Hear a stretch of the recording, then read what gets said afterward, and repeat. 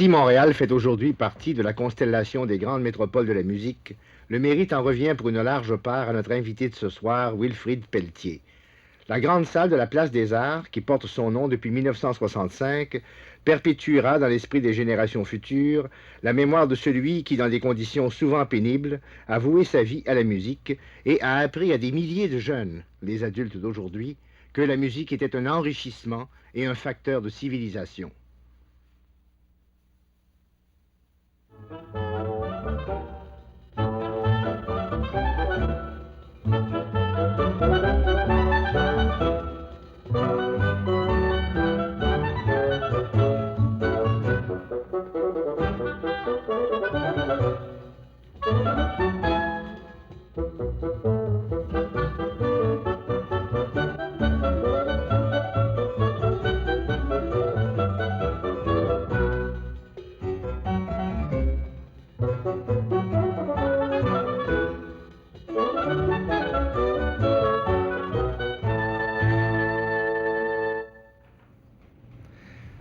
Aujourd'hui, au moment où vous allez aborder bientôt votre 73e année, est-ce que vous vous considérez comme un homme à sa retraite? Oh non, pas encore. J'ai encore beaucoup de choses que je voudrais réaliser avant de prendre ma retraite. Je ne sais pas si j'aurai la bonne fortune de réaliser, mais ce sont des choses intéressantes que j'aimerais faire avant de quitter. Hein? Mais avant de parler de ce que vous voulez faire, nous en parlerons vers la fin. Qu'est-ce que vous faites à l'heure actuelle? Je sais que vous êtes encore conseiller spécial auprès du ministère des Affaires culturelles. Oui, cela me tient assez occupé. Oui. Beaucoup de... Et puis, il m'arrive de diriger des concerts à Montréal et à New York. Je dirige assez souvent des concerts pour la jeunesse aussi. J'aime beaucoup ça. Alors, puisque maintenant nous savons à peu près ce que vous faites, nous saurons plus tard ce que vous voulez faire, faisons un grand saut dans le passé. Reportons-nous à ces années du début du siècle où vous étiez tout petit garçon. On dit que vous avez appris à lire des notes de musique avant même d'apprendre les lettres de l'alphabet. C'est exact? C'est exact, oui. Et comment ça s'explique? Et ça s'explique que mon frère, un de mes frères jouait du tambour. Il jouait de la grosse caisse, et il m'avait appris à jouer la petite caisse et les instruments de percussion. Alors j'étais toujours dans la musique, vous savez, et c'est comme ça que j'étais à travailler constamment, à lire. Il fallait que je lise la musique. Et ça n'a pas été difficile, ça. C'est pas ça qui a été difficile, c'est plus tard. Mais vous n'étiez pas d'une famille de musiciens professionnels. Votre père était boulanger, je crois, à Montréal, sur la Wolfe. À l'époque, il n'y avait pas beaucoup de musiciens professionnels. Mon père, c'était un organisateur. Il avait fondé un groupe, un petit groupe avec ses frères. Ils étaient 5 frères qui jouaient de la trompette, de la flûte, de la clarinette, et des instruments comme ça. Il n'y avait pas de cordes. Hein? Et il avait commencé un ensemble et qui a progressé, qui a grandi. Il y avait d'autres musiciens qui venaient s'ajouter. Et puis, un de ses frères, le père Pelletier, de la paroisse Saint-Pierre de Montréal, avait besoin d'une fanfare pour donner un peu plus d'éclat à sa société de la tempérance de la paroisse Saint-Pierre. Ça commençait bien. Et c'est comme ça que mon père a fondé une des premières fanfares. Il y en avait une qui était très bien à Montréal, c'était la fanfare de M. Hardy. Et puis l'autre, c'était la fanfare de mon père, qui était connu comme le corps de musique de la tempérance de la paroisse Saint-Pierre. Puis en très peu de temps, on l'appelait la bande de la tempérance de la paroisse Saint-Pierre.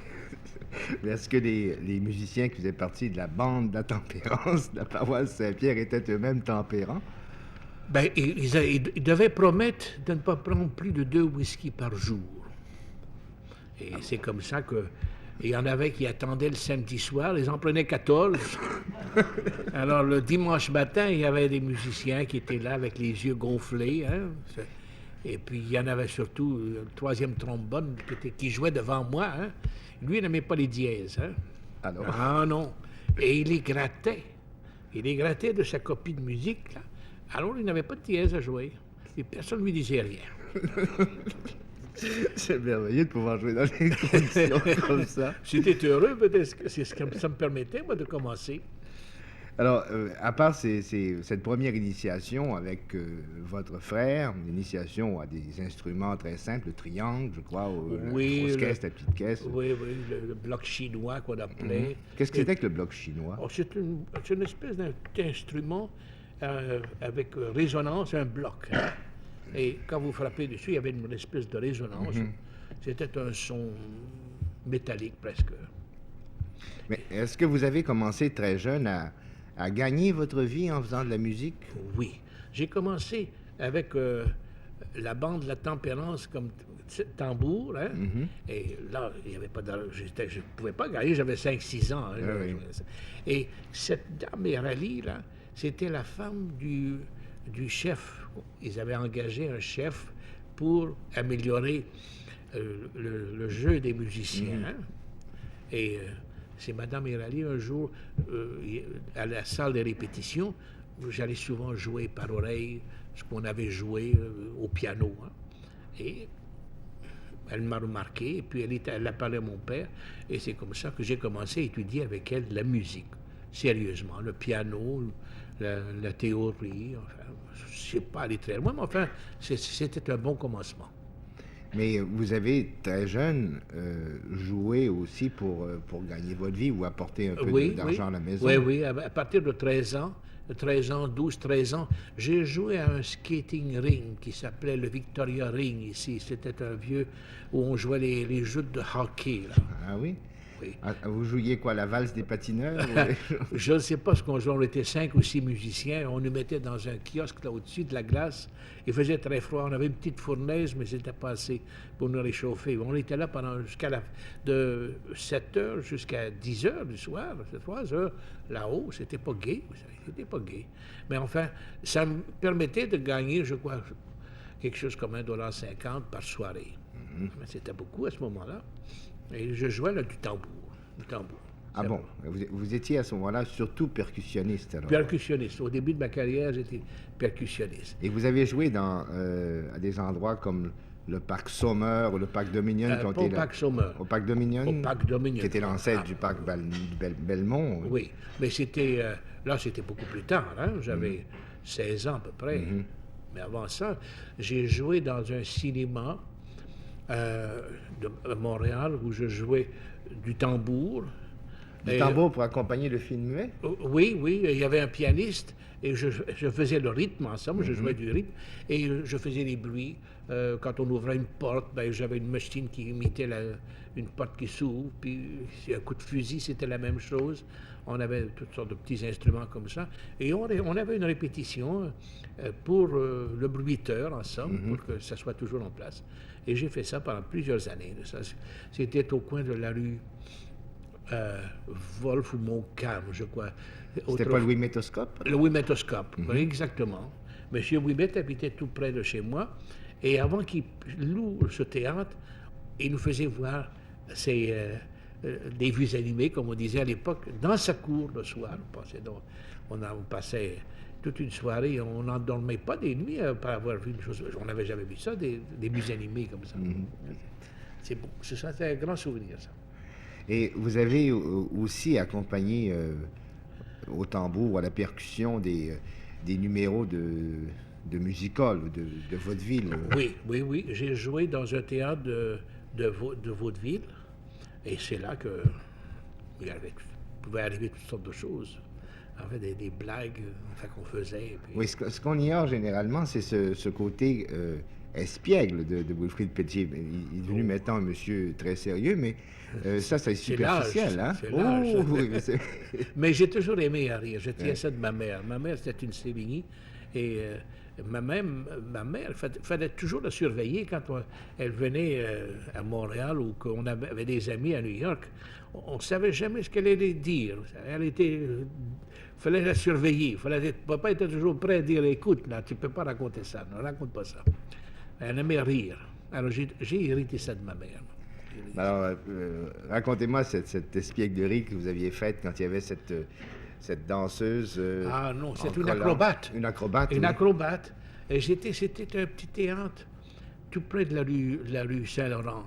Un théâtre de vaudeville. Je me rappelle. Qui est devenu par la suite probablement le français, parce que je me souviens que dans ma Probablement. jeunesse, il y C'était avait avant encore ça, du oui, vaudeville à ce moment-là. Et je me rappelle que je remplaçais, c'était mon frère qui avait l'engagement, il m'avait demandé de le remplacer, un pianiste. Et il y avait quelques musiciens, là. On était 8 ou 10 musiciens. Et il y avait cette acrobate, une grosse femme énorme, qui était pendue par les jarrets, vous savez, qui se balançait comme ça, et la tête en bas. Et là, puis elle allait prendre de l'élan, tout ça. Elle voulait faire la roue? Non, non, mais elle voulait aller le faire le plus possible. Ah hein. bon? Et puis, ce soir-là, le cordon qui tenait Son soutien-gorge? oui, un gros soutien-gorge. Hein. Un soutien de famille. il s'est cassé, et puis le sang est sorti, et c'était quelque chose à voir. Et moi, je ne sais pas pourquoi j'ai fait ça, j'ai fait cette blague, j'ai donné un gros coup de cymbale. C'était une régalade dans la salle, et le propriétaire du théâtre, il voulait remercier mon frère de m'avoir mis à sa place et d'avoir fait cette blague-là. C'était venu tellement vite et je ne pouvais pas perdre l'occasion de faire cette chose-là. En fait, il aurait dû vous remercier d'avoir fait rire les gens, non? C'était plus gai que l'acte acrobate. Hein? C'était plus gai. Mais dans ces années-là, donc ce sont les années 1910, par là, le climat musical, je ne veux pas dire de mal de la bande La Tempérance, ni de vos qualités de percussionniste, mais le climat musical à Montréal, comment pourriez-vous le décrire avec les yeux de souvenir? Vous savez, à cette époque-là, nous, on ne traversait jamais la frontière qu'on appelait, c'était le boulevard Saint-Laurent. Ça l'est presque encore. On n'allait jamais de l'autre côté, c'est le côté anglais. On restait toujours de ce côté ici. Et comme ça me permettait d'être parmi les miens, de pouvoir vivre. J'aimais beaucoup mon travail, j'ai beaucoup travaillé, j'aimais ça. J'ai joué ce théâtre-là, le Tambour, et j'ai joué dans d'autres théâtres. J'ai joué dans un patinoire qui s'appelait ici le Victoria Rink, oui. On jouait tous les soirs de hockey. C'est comme ça que je me rappelle des noms. Il y avait New-Zélalon. Oh là, ça aussi, New-Zélalon, Mondou, le père. Je ne me rappelle pas de lui, mais New-Zélalon. Vézina. Il y avait Geoffrion, il n'y avait pas un gros Geoffrion, Filion. J'étais pas là. Et quand il prenait... Moi, j'y étais, mais c'était vraiment c'était intéressant pour moi de voir des jeux de hockey puis de voir la différence d'un bon joueur d'un mauvais joueur. Hein. Mais est-ce que vous avez l'occasion de voir aussi la différence entre un bon joueur de musique et un mauvais joueur de musique? À ce moment-là, non. À ce moment-là, c'était... On était dans la musique, on ne savait pas ce qu'on faisait très bien. Hein. Ce n'est que plus tard, quand j'ai commencé à prendre des engagements à jouer du piano, j'ai joué à l'hôtel Windsor pour les dîners le soir de 6 à 8. Là, vous traversiez la frontière. Là, oui, là, je traversais la frontière. Et je jouais au Théâtre National, qui était au coin de la rue Baudry et Sainte-Catherine. Hein? Qui existe encore. Il y avait ce théâtre c'était le théâtre de drame, de comédie. Le Guignol aussi. Je ne me rappelle pas de ça, mais il y avait des Lambert qui était là, sa femme Valérie. Ce sont tous des noms. C'était la première époque du théâtre avec Fred Barry, Duquesne, Martiri, Bella Ouellette, Beckman. Beckman, oui. Mais je ne me rappelle pas de tous les noms. Mais je me rappelle de Lambert, c'était un beau garçon. Et puis sa femme, Valérie, était une belle femme. Elle jouait tous les rôles romantiques. Hein. Et puis on regardait ça avec de grands yeux à l'époque. C'était vraiment très beau. Mais il n'est pas inutile de dire qu'à cette époque-là, les disques n'existaient que pour les très riches. Très riches. Ceux qui étaient de l'autre côté de la frontière. Oui. La radio n'existait pas. Non, il n'y avait pas de radio. Absolument rien. Les concerts du côté canadien-français, c'était à peu près nul aussi. Il y avait des récitals d'élèves. Hein? Oui. Ça, il y en avait beaucoup. Il n'y avait pas de... Je dis, il y avait la fanfare de M. Hardy, une belle fanfare, et puis la bande de la Tempérance, la paroisse Saint-Pierre. C'était les grandes choses, ça. Les autres, je ne me rappelle pas, seulement des récitals. Il y avait beaucoup de récitals. C'est comme ça que j'ai commencé. Vous racontez volontiers que le premier opéra auquel vous avez assisté, c'était Mignon. Oui, ça c'était vraiment le grand choc de ma vie. J'étais au Théâtre National, je jouais entre les actes avec un petit groupe. C'était Jean Goulet qui dirigeait, on était 6 ou 7 musiciens. Et on parlait qu'il y avait une troupe d'opéra à Montréal. C'était en 1911, je crois, 1910. 1910, c'est quoi, Oui, Mignon? oui. Mignon avec Clément. Alors j'ai demandé à mes parents si je pouvais aller entendre Mignon. Je n'avais jamais vu ni entendu un opéra. Je jouais pour mon père des extraits de Mignon, mais je ne savais pas ce que c'était qu'un opéra. Alors, à 7 heures le soir, j'étais au Théâtre His Majesté à attendre qu'on ouvre la porte, et puis je suis resté là.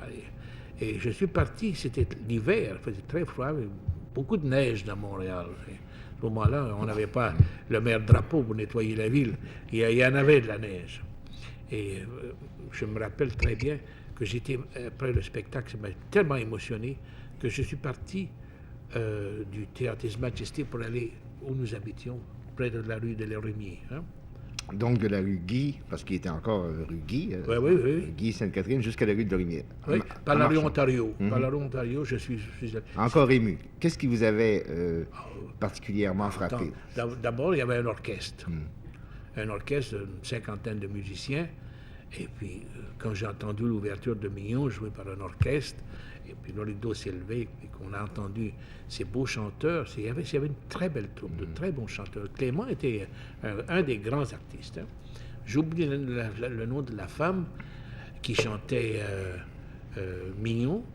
Il y avait Madame Rivière, qui était la femme d'un journaliste de la presse, ou de la patrie, je ne me rappelle pas, qui chantait le petit rôle de Frédéric, le petit rôle.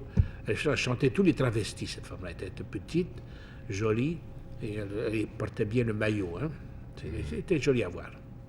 Et ça vous avez ému au point de vouloir, de décider ce soir-là que c'était ça que vous vouliez faire? Oui, que je quitterais Montréal, mais que je ne pouvais plus vivre dans un désert musicalement, parce que là, ça m'a ouvert. Je ne savais pas qu'un opéra était de cette force.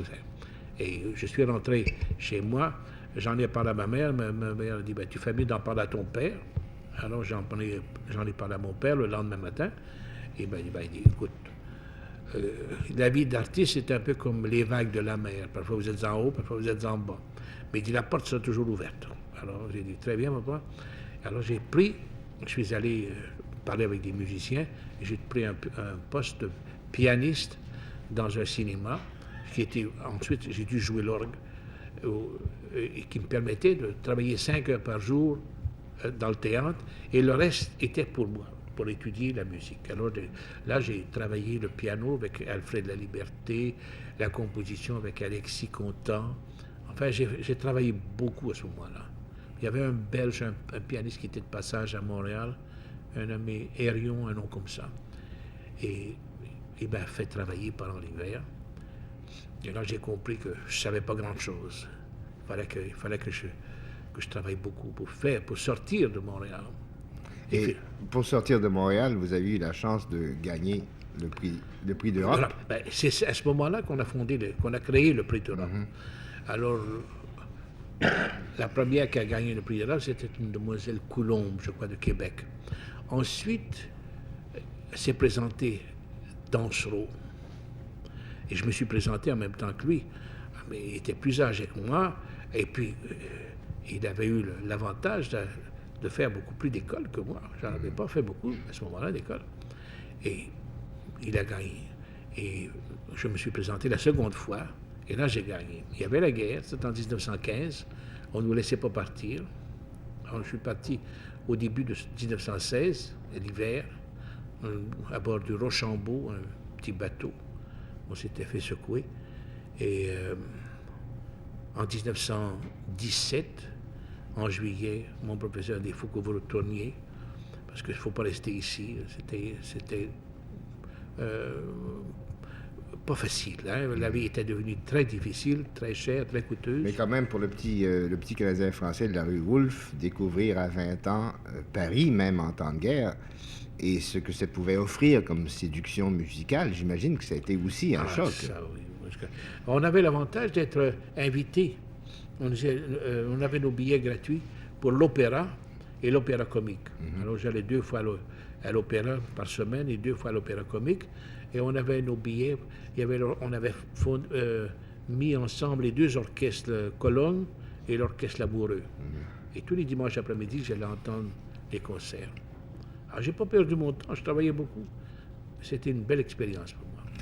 Donc, en 1917, à Paris, on vous a dit, c'est terminé, les conditions sont trop difficiles, il vaut mieux retourner au Canada. Oui. Et j'ai dit, oui, je n'ai pas voulu discuter avec mon professeur, mais je ne suis pas revenu au Canada, je suis allé à New York. Pourquoi vous n'êtes pas revenu au Canada? Parce que c'était encore un pays désert au point de vue musical. Alors j'ai voulu tenter fortune à New York. Je suis arrivé au mois de juillet, il n'y avait pas grand-chose, et il me restait peu d'argent parce qu'on m'avait enlevé le prix d'Europe, on m'avait enlevé toute la bourse, on m'a laissé que ce que j'avais dépensé, mais le reste on me l'a enlevé. Alors il me restait peu d'argent et j'ai fait la connaissance d'une artiste, une chanteuse, et qui m'a accepté comme accompagnateur à un grand concert de la New York Philharmonic au mois d'août. Et je l'ai accompagnée et elle chantait 2 airs d'opéra avec l'orchestre et avec moi un groupe. Et à la fin du groupe, quand je suis sorti de scène, Monteux était là. Pierre Monteux. Pierre Monteux. Et Pierre Monteux, il dit, qu'est-ce que vous faites ici? J'ai dit, maître, dans quelques semaines, je vais vendre des pommes. Il faut gagner ma vie, il faut que je fasse quelque chose. Il dit, moi, j'ai une espèce d'exaltée, une femme qui n'a pas de voix, mais qui veut étudier tous ces opéras, pourrait venir tous les jours à 5 heures, de 5 heures à 6 heures, tous les jours, y compris le dimanche. Très bien. Il me donnait $5 à ce moment-là. Alors, ce soir même-là, j'ai accompagné cette femme et elle m'a demandé, est-ce que vous voulez venir chez moi tous les matins de 9 heures à 10 heures? En plus? En plus. Alors, elle me donnait $5. Ça faisait $10 par jour. Merveilleux. En 1917, c'était bien. Alors, j'étais un peu sauvé. J'ai été sauvé, ensemble. Et un mois après, M. Monteux me dit, M. Gatti, le directeur du Métropolitain, me demande de choisir un répétiteur. Est-ce que ça vous intéresserait? J'ai été... Comment j'ai fait pour ne pas m'évanouir? Je ne l'ai pas fait, mais enfin, j'étais vraiment très ému de cette offre. Hein? Moi, j'ai dit, mais c'est à vous de dire si vous voulez. Il m'a dit, je vous propose. Bon. Alors, j'ai accepté en 1917, j'ai commencé. À 21 ans, là. Ouais, au Métropolitain, et j'ai commencé immédiatement avec des artistes comme Caruso. Vous avez fait répéter Caruso? Oui, dans Samson. Hein? Pour la première année. Puis la deuxième année, il a étudié le rôle du prophète avec moi, de Meyerbeer, un grand opéra. Et la dernière année, c'était La Juive. Il a étudié La Juive avec moi, à New York. Et est-ce que vous vous souvenez de votre premier contact avec cette espèce de monstre sacré qui était Caruso? J'avais entendu de ses disques, tout le monde parlait de la plus belle voix de Caruso.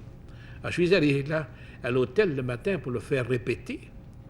Alors, je me mets au piano, et puis j'arrive au passage où il attaque. « Arrêtez, oh mes frères !» Mais Caruso avait l'habitude, le matin, de travailler. Il travaillait 4 heures par jour, 2 heures le matin, avec une voix spéciale à lui, et la voix dans le nez. Pour qu'il n'y ait pas d'effort sur la gorge. J'ai écouté ça, je me dis, mon Dieu, c'est pas possible que ce soit Caruso qui chante. Alors, quand je suis rentré au Métropolitain, dans l'après-midi, j'étais à Monteux, mais j'ai dit, je viens d'entendre une chose affreuse. Ce Caruso, mais comment peut-il être ce grand Caruso? Je n'ai jamais entendu chanter aussi mal que ça. Alors, heureusement, Rottier, qui était du Métropolitain, un Français, une basse, qui était un grand ami, il dit, ne t'en fais pas, tu verras quand il chantera avec sa voix. Alors, dans l'après-midi, quand je suis retourné, de 4 heures à 6, et là, il a chanté avec sa voix. Alors, dans cette époque, c'était unique. Hein? Je n'ai pas entendu d'autres voix comparables à ça. Non. Et ce métier de répétiteur vous a permis, comme ça, de travailler avec ceux et celles qui étaient à ce moment-là les grandes vedettes Les plus de grandes vedettes, l'opéra. oui, oui. Il y avait pas- Galigocci, vous avez Kelly connu? Curci plus tard, ça. Mais à ce moment-là, il y avait Frances Alda, qui était une grande vedette, et puis, ça, je ne peux pas me rappeler de tous les noms, il y avait Carmen Mélis, il y avait toutes les plus grandes vedettes. Hein. Tito Schipa, Martinelli, mon Dieu, Martinelli a travaillé tous ses rôles avec moi, tous ses rôles. Non, non, c'était... j'ai été fortuné dans ma vie, hein. J'étais très fortuné. Alors, de ce métier de répétiteur, vous êtes passé insensiblement à celui de chef d'orchestre pour le Métropolitain. J'ai commencé, on m'a donné la responsabilité des concerts du dimanche, qui étaient des concerts avec les artistes, les grandes vedettes, parce que tous devaient chanter 4 concerts pour le Métropolitain, le dimanche. Ah, il chantait des grands airs d'opéra à ce Des moment-là. grands airs, des duos, des trios, parfois des scènes d'opéra, mais pas en jouant, simplement en chanter. Hein.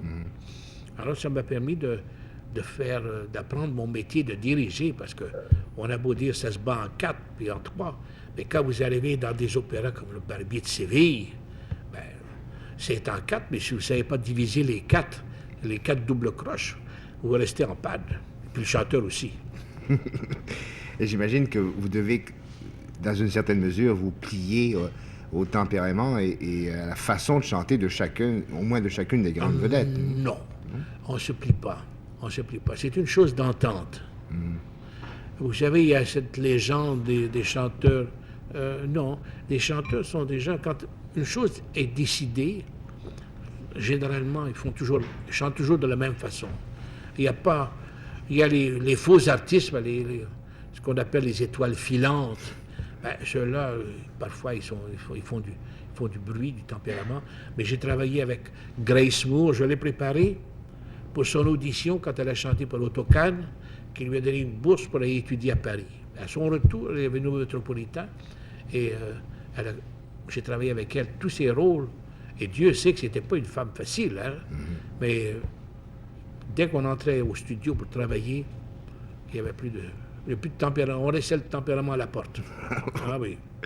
Alors, dans ces années-là, parce que cette période-là couvre grosso modo de 1920 à 1930, par là, vous étiez, ou étiez-vous complètement coupé du Canada français? Assez, oui, assez. Il y avait mon père voulait que je revienne, et moi je ne voulais pas, parce qu'il n'y avait pas d'espoir de faire quoi que ce soit. Et c'était Madame David, Athanase David, et lui-même, qui venaient assez souvent entendre. J'avais la responsabilité des auditions du Métropolitain à l'époque. Il venait souvent. C'était le concours annuel où on choisissait des finalistes qui avaient un contrat par la suite au Métropolitain. C'est ça. Et avec eux, M. David venait très souvent et je rentrais à leur hôtel. Souffrez que je vous interrompe un instant pour préciser, pour les plus jeunes, que Athanase David était à ce moment-là secrétaire de la province qui correspondait au ministère des Affaires culturelles. Exactement, exactement, oui. Et c'était un grand amateur de musique. Et elle, c'était une femme mordue pour faire quelque chose. Et elle a fait beaucoup de choses.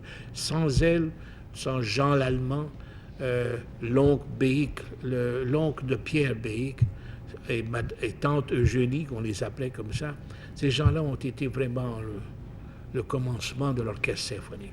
L'orchestre symphonique date, lui, de 1934. Ce sont eux, donc, qui vous ont convaincu de revenir pour fonder l'orchestre. Oui. Et dans quelles conditions cette fondation s'est-elle faite? Vous parlez de quoi, là? Conditions matérielles. Est-ce que d'abord, vous aviez des budgets pour fonder cet orchestre-là? Est-ce que vous aviez des musiciens sur place? Il n'y en avait pas beaucoup. Il manquait de musiciens. L'orchestre était inégal. Hein? On n'avait pas assez de cordes. On avait quelques beaux instrumentistes, d'autres moins bons, parce qu'il n'y avait pas d'école, il n'y avait pas de conservatoire. Et c'était là, à ce moment-là, que je commençais à parler qu'il faudrait un conservatoire dans la province. Et ça, c'est venu plus tard. Mais les débuts de l'orchestre symphonique... Ça a commencé là, à parler il fallait faire la relève des musiciens de l'orchestre. Hein? Et au début de l'orchestre symphonique, là, en 1934, est-ce que le public a répondu facilement à l'appel? Oh oui. Oui. Oh oui, ça, nous avions un public. Je me rappelle, un des premiers concerts que j'ai dirigé, c'était au Lowe's. Et c'était à minuit, concert à minuit, et qui a fini à 3 heures du matin. C'était plein, le théâtre était plein, plein, beaucoup d'enthousiasme. Non, non, il y avait un public. Oh, Montréal a un public d'amateurs de musique. On aime la musique, on aime l'opéra, on aime l'orchestre. On aime. Parfois, si les salles ne sont pas toujours combles, c'est parce que parfois, il y a, dans la présentation, il y a des choses qui n'attirent pas le gros public. Hein. Mais en somme, moi, j'aimerais un jour pouvoir dire, ben, nous allons avoir notre saison d'opéra. Je sais qu'on pourrait la faire facilement, facilement.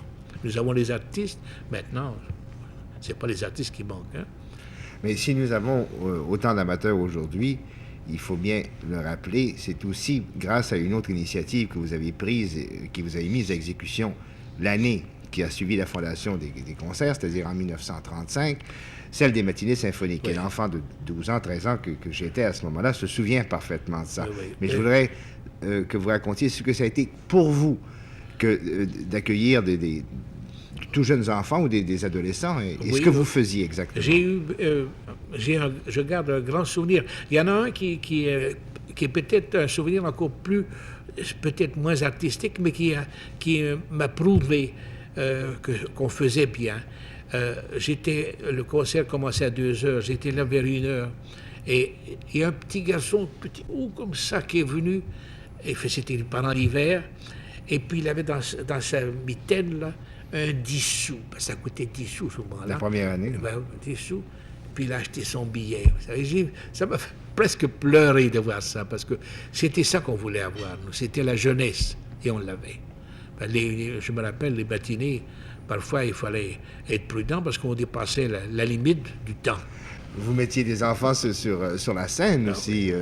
On a tout fait. On a tout fait. Et permettez que j'évoque là un souvenir personnel, parce que j'ai assisté à la plupart de ces matinées, et ce que je trouvais extraordinaire, c'était la façon dont vous nous parliez. Parce que vous-même, à ce moment-là, étiez un homme jeune, vous n'aviez pas 40 ans, et on sentait déjà chez vous ce côté bon papa qui venait raconter comment les instruments fonctionnaient. C'était véritablement un spectacle que vous faisiez avant de présenter des pièces d'orchestre. Oui, oui. Ben, et quelquefois avec des blagues aussi. Je me souviens d'un jour où vous présentiez le tuba, mais je vous laisse raconter. Ce pauvre tuba, il était très nerveux. C'était pas un grand instrumentiste. Hein? Mais c'était un grand instrument. Un gros instrument. Et quand je l'ai accueilli pour venir avec moi au podium, j'avais laissé tomber mon mouchoir dans son instrument. La moindre petite chose peut empêcher le son de sortir. Alors j'ai demandé alors il était rouge, alors il cherche à jouer et rien ne sortait, vous savez. Il ne savait pas ce qui lui arrivait. Il avait beau tirer une coulisse, la fermer, tout ça. Mais j'ai dit, vous n'avez pas déjà oublié de jouer du tuba? Il dit, non, mais je voudrais bien savoir ce qui s'est passé. Alors, j'ai sorti le mouchoir. Tout le monde arrive. Mais à ce moment-là, il n'était pas content, lui. Il n'était pas content. Est-ce que vous avez eu l'occasion, j'imagine que vous l'avez eu par la suite, de rencontrer des gens qui, en vieillissant, vous ont dit qu'ils avaient été initiés à la musique par ces matinées? Oui, parce qu'il y a eu des milliers de personnes qui ont été formées comme ça. Les concerts étaient très populaires, puis on en donnait beaucoup. C'était une des raisons c'est la raison qui m'a attiré à Montréal, c'était de pouvoir faire des matinées pour les jeunes, parce que moi, je n'avais rien eu de tout ça dans ma jeunesse. Et je voudrais que la prochaine jeunesse puisse connaître les instruments, connaître ce que c'est que la musique, qu'est-ce qu'une symphonie, qu'est-ce qu'un poème symphonique, la différence des deux, déjà. Puis connaître la musique. Et au nombre de vos préoccupations, à cette époque-là, vous l'avez dit il y a quelques instants, c'était aussi que toutes ces tentatives de formation soient appuyées sur un conservatoire. Dans quelles conditions est-ce que ce rêve est-il devenu une réalité? J'avais souvent la visite des David, ou bien plus tard de l'honorable Perrier, qui venait à New York. Il venait à ses auditions et je l'accompagnais à l'hôtel, à son hôtel, et on parlait. On disait qu'est-ce qu'il faudrait bien faire pour la musique. Hector Perrier était à ce moment-là le ministre du bien-être et de la jeunesse, je crois. Je ne me rappelle pas. Il n'était pas secrétaire de la province? Il a été aussi secrétaire de la province et après il est devenu ministre de... mais à ce moment-là, il était secrétaire de la province. Et je lui ai parlé faudrait un conservatoire. Un conservatoire, mais il me faisait parler, comment faire un conservatoire. Ben, j'ai dit, la première chose, il faut avoir de grands professeurs. Puis si jamais on fait un conservatoire et qu'on n'a pas de grands professeurs, ben c'est de l'argent jeté par la fenêtre. Il ne faut pas continuer un mauvais enseignement chez les jeunes. Et puis, on n'en parlait plus. Et un jour, mon frère m'a appelé de New York. J'étais sur ma petite ferme. Il dit, tu sais, tu viens d'être nommé directeur du conservatoire. Mais je dis, quel conservatoire? Pardon. Le conservatoire de la province. Ben, ça n'existe pas, ça. Ben oui, c'est bien, c'est dans la presse. Alors, j'ai appelé le soir M. Perrier. Et il dit, je ne peux pas vous raconter ça, mais venez le plus vite possible à Montréal. Ben, le lendemain matin, j'étais à 9h à son bureau. Et il m'a expliqué comment la chose s'était passée et qu'il avait pu faire accepter de la création de la fondation d'un conservatoire. Mais en même temps, il avait fait accepter que la direction en soit confiée à Wilfrid Pelletier sans vous consulter. Ah, sans me consulter. En étant assuré que vous ne diriez pas non. Ah, il n'était pas assuré, mais enfin, il m'a pris par surprise et puis j'étais tellement ému de voir que ce rêve se réalisait que j'ai dit, écoutez, je ne peux pas le faire seul. Il me faut quelqu'un, un grand musicien près de moi. Alors, il m'a dit qui? Ben, j'ai dit Champagne. Claude Champagne. Claude Champagne, on m'a donné Claude Champagne. Puis j'ai dit, j'ai besoin d'un homme intelligent, en plus d'être musicien. Et on m'a donné Valran, qui était le secrétaire. Et c'est comme ça qu'on a commencé. Et puis là, on a commencé à faire des pressions pour prendre M. Untel comme professeur de trompette, de trombone. Alors là j'ai commencé à me fâcher. J'ai dit non, si vous me donnez le poste, je ne veux pas qu'on me mette de bâton, je ne veux pas influencer. Il faut avoir de grands musiciens. Alors on a cherché d'avoir les plus grands. J'ai amené la première fois Grand Jani comme harpiste. C'était un des plus grands harpistes, professeurs. Bailly, à l'époque, c'était un grand altiste. En fait, tous les instrumentistes. La première trompette de l'orchestre de Toscanini, c'était notre professeur. Guzikov, le trombone, qui était le premier trombone de l'orchestre de Philadelphie. Ben, ces gens-là ont fait école. Ici. Si aujourd'hui, vous entendez, si vous pouviez comparer l'orchestre de Montréal avec d'autres orchestres, immédiatement, vous verriez que l'orchestre de Montréal est un grand orchestre, un bel orchestre. Hein? Ils ont une section de bois, de cuivre et de cordes qui est de première qualité. Mais c'est chez nous, ça, on ne s'aperçoit pas de ça, nous autres. Peut-être dans 10 ans, on dira, ah oui, il y avait un bon orchestre à ce moment-là. C'est maintenant qu'il faut le dire.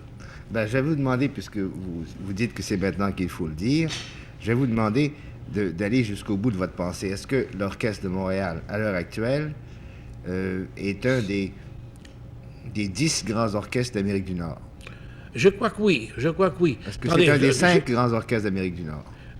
Ben, attendez, n'allez pas trop vite, là.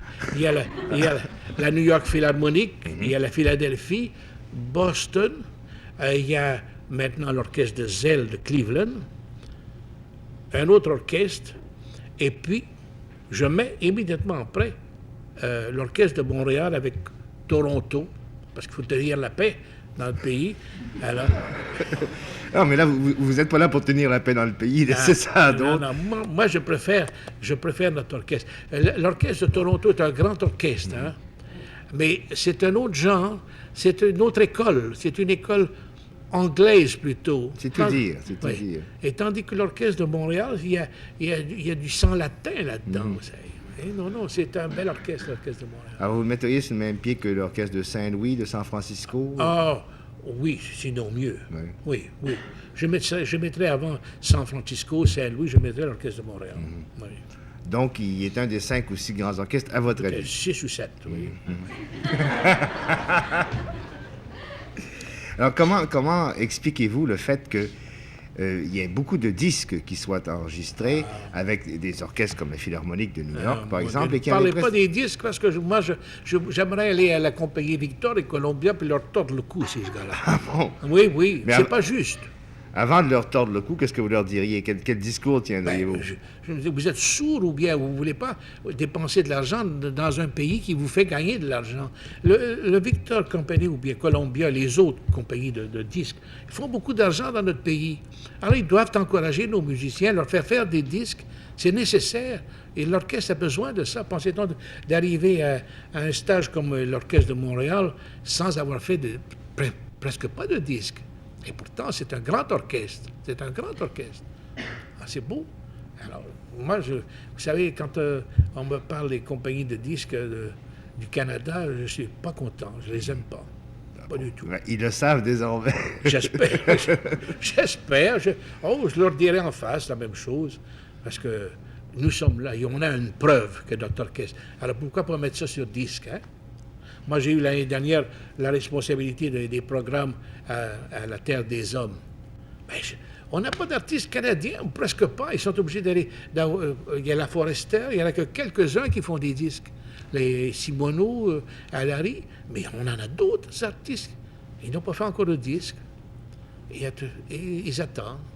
Qu'est-ce qu'ils attendent? Ils ne peuvent pas tout de même payer pour faire des disques pour eux-mêmes. Hein? Non.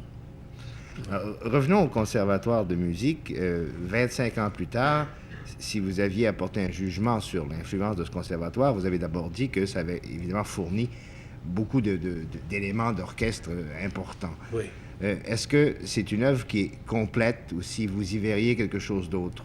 Ben, j'aimerais voir le côté opéra être au même niveau que le piano ou les cordes ou les bois. J'aimerais que la section opéra ait plus d'importance encore. Mais ça, c'est difficile. Et cette idée d'opéra qui revient souvent depuis quelques années, d'opéra à Montréal, est-ce que vous y croyez? Alors, j'y crois. Je suis convaincu. Moi, je vous assure que je pourrais avoir une saison de 8 à 10 mois, mais pas plus de 4 ou 5 opéras, 4 opéras par semaine. 4 représentations. 4 représentations, oui. Pas plus que ça. Parce que la ville n'est pas assez grande encore, puis il ne faudrait pas mettre des bâtons dans la vie des autres, de l'orchestre de Montréal, ou les autres orchestres de McGill et tout ça. Il faut tout de même leur donner une chance de vivre aussi. Mais je dis qu'on a besoin de faire quelque chose pour l'opéra, parce que autrement, nos artistes sont obligés d'aller à l'étranger. Ils sont obligés de vivre à l'étranger. C'est pas facile. Ben, parlant d'artistes qui vivent à l'étranger, vous vivez encore à New York, et pendant toutes ces années-là, depuis la fondation de l'Orchestre symphonique en 1934, vous n'avez pas cessé d'habiter New York. Vous veniez à Montréal uniquement pour diriger. Est-ce que je peux vous demander pourquoi? Parce que je suis pris c'est mon pays, puis je veux faire quelque chose pour mon pays. Non, mais pourquoi vous ne vous êtes pas, à ce moment-là, établi définitivement à Montréal? À Montréal. Là, vous savez, vous demandez une chose qui est difficile à répondre. D'abord, j'ai des petits-enfants que je ne vois pas assez souvent. Je les vois d'ailleurs peut-être encore moins souvent. Et puis, Montréal, New York est un grand centre. Hein. C'est peut-être pour moi la plus grande ville au monde. Hein. Si vous voulez, quoi que ce soit, vous pouvez la voir. Vous avez la musique, l'orchestre, les orchestres, l'opéra, tant que vous voulez. Il y a 2 grands théâtres d'opéra qui fonctionnent pendant toute l'année, presque toute l'année. Alors c'est un centre. J'ai entendu en peu de temps plus de musique à New York que je pourrais l'entendre ici. C'est un centre, c'est un grand centre. Ce qui est ennuyeux et qui est coûteux surtout, c'est les voyages entre New York et Montréal. Il m'arrive de faire 2 fois durant la semaine le voyage New York-Montréal. C'est la seule chose. Et ce centre new-yorkais que vous venez de décrire en quelques mots vous a donné l'occasion de rencontrer des gens qui ont eu de l'influence sur votre carrière, des chefs d'orchestre, par exemple, qui ont vraiment marqué votre orientation? Ah oui, ça, ce maestro, là. C'est lui qui m'a vraiment guidé, qui m'a donné... Toscanini? Oui, oui. Donc, à quelle année avez-vous rencontré Toscanini? Oh, ben, en 32, je crois. Quand il est venu pour la dernière fois qu'il est venu pour cette compagnie là, de New York, là, pas la New York, NBC? NBC, oui. Et là, on a commencé à être... on est devenu assez intime. Puis petit à petit, il m'a considéré un peu comme un de ses fils. Hein? Et il m'a toujours fait travailler, il s'intéressait toujours à mon travail. Et souvent, quand c'était à la télévision ou à la radio, il écoutait. Et le lendemain, quand j'allais le voir, il me disait, tu sais, tu as fait telle chose, là, c'est pas ça. Puis c'était vraiment comme un papa, un grand-papa. Est-ce que vous le considérez comme le plus grand chef d'orchestre que vous ayez connu? Oui, c'est le plus grand chef, peut-être celui qui a été sur une ligne directe. Hein? Quand il dirigeait du Mozart, c'était du Mozart. Quand il dirigeait du Beethoven, c'était du Beethoven. C'était un homme qui était, cruel pour lui-même. Sévère pour lui. Très sévère, très sévère. Et pour les autres? Aussi, oui, très sévère aussi. Mais surtout, davantage pour lui. Hein?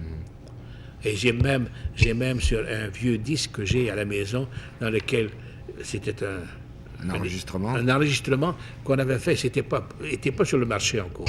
C'était, comment dirais-je, pour entendre, pour donner son opinion là-dessus. Et il a écrit Tosca è un cane. Tosca et? Toscanini è un cane. Est un chien. Est un chien. En italien, un chien veut dire quelqu'un qui a besoin de travailler, qui n'est pas un grand artiste. Hein. Il a écrit ça lui-même. Il était très sévère pour lui. Très, très, très sévère. Vous disiez tout à l'heure qu'il a été en quelque sorte votre papa. Je reprends votre musique, expression. Oui. Et ça m'amène à penser qu'il y a aussi des gens pour qui vous avez été un papa. Des gens dont vous parlez d'ailleurs assez familièrement en disant « c'est mon bébé ». Vous avez comme ça des fils spirituels, des filles spirituelles. Est-ce qu'il y en a quelques-uns dont vous voulez parler? De gens qui ont commencé à travailler avec vous. Mon Dieu, je me rappelle quelques-uns, surtout dernièrement, il y a une quinzaine d'années peut-être. Véro, Richard Véro? Oui, quand je l'ai amené à New York, c'était vraiment une des grandes vedettes. Une des plus belles voix de ténor, j'ai entendu. Turp, un autre. André Turp, oui. Quand la petite Pierrette Allary a étudié à New York, est entrée au Métropolitain, il y avait son mari, Simoneau, qui était là. Ce sont des vous savez, ce sont des bons souvenirs que j'ai de ces gens-là. Et Kiliko aussi a commencé avec vous? Oui, Kiliko.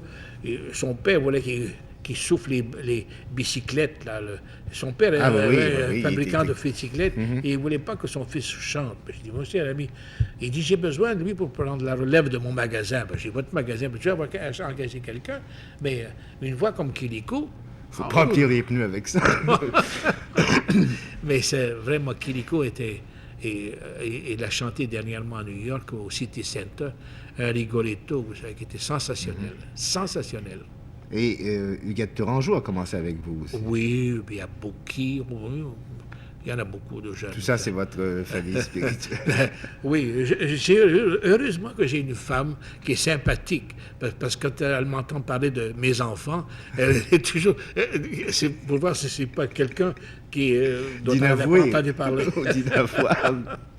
Non. Mais on apprend l'habitude d'appeler ces jeunes-là mes enfants. Hein. Mais il y a à ce sujet-là un mythe qui circule dans la société canadienne-française. C'est à vous que je demande précisément si c'est un mythe ou si ça correspond à une réalité. À savoir que le nombre de talents vocaux qui sortent de l'ordinaire est plus considérable au Canada français qu'ailleurs, proportionnellement à la population. Vous y croyez? Oui, j'y crois. Puis j'en ai les preuves aussi. Parce que j'ai entendu, avec les festivals du Québec, j'ai entendu 700 chanteurs, 800 chanteurs dans une année, vous savez, ou des pianistes. Mais ce sont des talents, des vrais talents. Malheureusement, quand ils entrent dans les grands collèges, les cours classiques, tout ça, la musique va au second plan. Et on ne peut pas, si on veut être un musicien, la musique doit être au premier plan. Il faut s'arranger pour que l'éducation vienne en même temps ou avant ou derrière la musique. Mais la musique doit marcher devant. Vous ne pouvez pas faire un musicien autrement. C'est trop dur de faire un musicien. Ça demande des années de travail. Mais alors, quelle serait la solution pratique, puisque le conservatoire ne suffit pas? Ben, il s'agirait d'agrandir un peu les classes.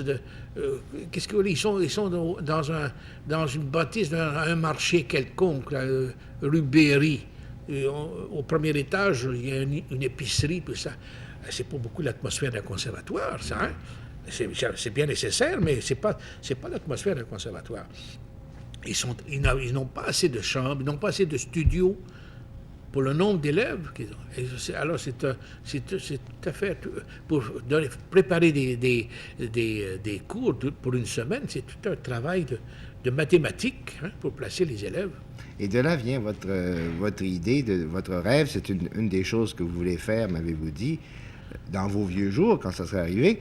Ce serait d'adjoindre un lycée au conservatoire. Un lycée. Il faudrait qu'il y ait un lycée attaché à quelques-uns de nos conservatoires. À Montréal, à Québec, peut-être maintenant à Sherbrooke, mais un lycée pour les musiciens.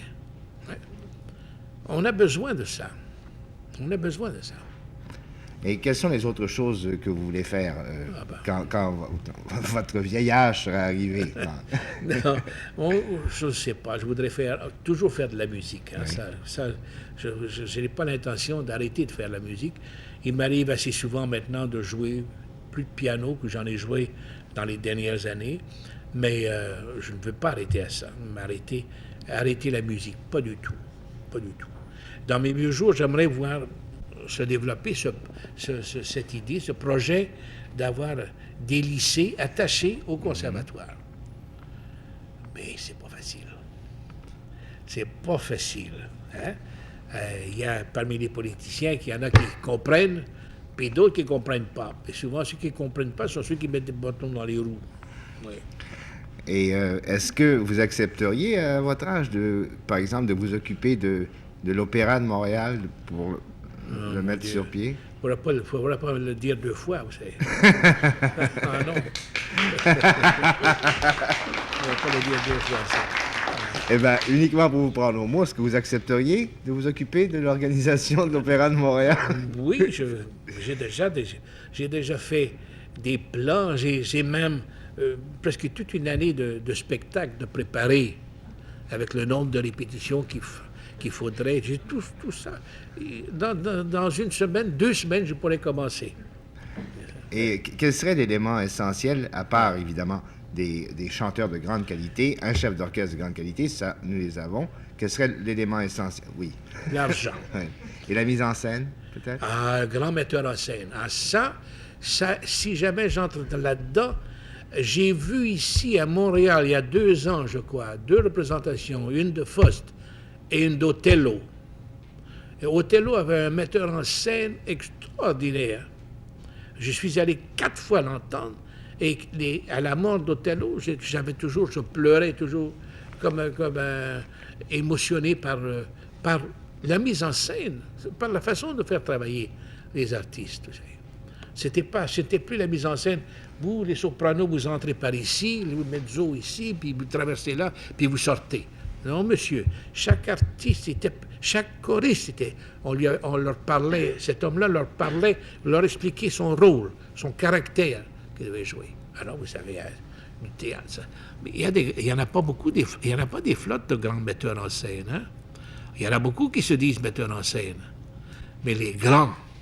Moi, dans ma carrière, il y a eu Vie Métal au Métropolitain, et puis celui-là que j'ai... Mastroianni? Mastroianni.